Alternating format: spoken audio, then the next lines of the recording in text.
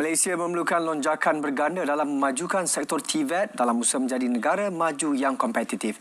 Ini kerana menurut rekod Pertubuhan Pendidikan, Kebudayaan dan Saintifik PBB UNESCO, hanya 6% belia di Malaysia terlibat dalam TVET berbanding 23% belia di Singapura. Wartawan Sofia Nasron ada laporannya.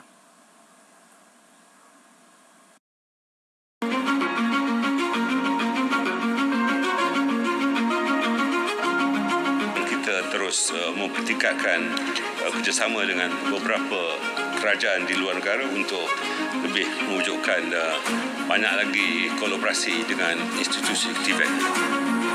Untuk menjadi negara maju dan kompetitif, kerajaan perlu lebih serius melakukan pembaharuan terhadap sektor TVET dengan segera supaya berlaku satu proses yang memberi impak lebih cepat. Tegas Pengerusi Gabungan Institut Latihan Kemahiran Swasta Bumiputra GILKSP, Nordin Abdul Malik, rombakan secara menyeluruh perlu dilakukan supaya sistem TVET dapat diperkenal bermula di peringkat sekolah. Untuk itu, Malaysia sewajarnya belajar daripada negara maju seperti Singapura, China dan Korea Selatan. Sektor ekonomi mereka sangat bergantung pada tahap penguasaan ilmu dan kemahiran TVET dalam kalangan rakyat. Banyak orang membandingkan kenapa sistem TVET di Singapura, negara jiran kita yang kecil misalnya, mempunyai satu sistem TVET yang lebih baik dan lebih menarik berbanding dengan Malaysia. Simple saja. Ini kerana di Singapura misalnya, 65% keseluruhan pelajar-pelajar mereka menyertai sistem TVET, yang 25%-nya dipanggil program di bawah ITE ataupun Institute of Technical Education.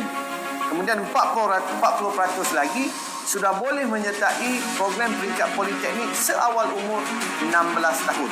Jadi sebab itu kadar penyertaan mereka dalam sektor teknikal politeknik mencecah sampai 65% dan hanya 35% saja masuk pada sistem akademik yang mereka sudah pun membuat saringan streamline ataupun aliran itu mengikut tahap dan kemampuan pelajar-pelajar di Singapura, tetapi dengan memberi penekanan 65% kepada TVET dan juga politeknik. Nordin turut mencadangkan kerajaan meningkatkan peluang pekerjaan berasaskan TVET dengan jaminan tangga gaji atau kadar upah lebih tinggi. Dalam pada itu, beliau menyambut baik hasrat kerajaan untuk menetapkan gaji minimum RM4,000 sebulan buat lepasan TVET. Namun, ia memerlukan kesungguhan dan keberanian kerajaan memastikan majikan bersetuju melaksanakannya. Dengan perubahan dan pembangunan TVET yang terkini, TVET menjadi pendidikan paling relevan pada masa hadapan. Pelbagai usaha perlu terus diperkukuh bagi memastikan graduan TVET memenuhi keperluan pekerja berkemahiran tinggi yang semakin meningkat. Sofia Nasron, RTM.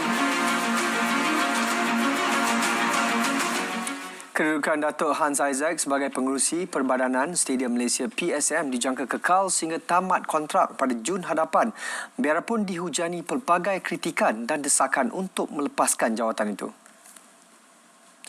Menteri Belia dan Sukan Henayo berkata setiap keputusan berkaitan isu padang Stadium Nasional Bukit Jalil SNBJ adalah keputusan bersama ahli lembaga pengarah PSM. Hans Isaac telah dilantik untuk tempoh 2 tahun. Okey. Dan saya percaya dalam PSM sekarang segala keputusan semua dibuat bersama board. Okey. Baru-baru ini, peminat bola sepak tempatan mengkritik kepimpinan Hans sebagai pengerusi PSM sehinggakan ada yang meminta beliau meletakkan jawatan. Ia susulan apabila padang SNBJ dilihat kurang memuaskan menjelang aksi kumpulan D kelayakan Piala Dunia 2026 Piala Asia 2027 antara Harimau Melaya dan Oman yang akhirnya memihak pasukan lawan dengan keputusan 2-0.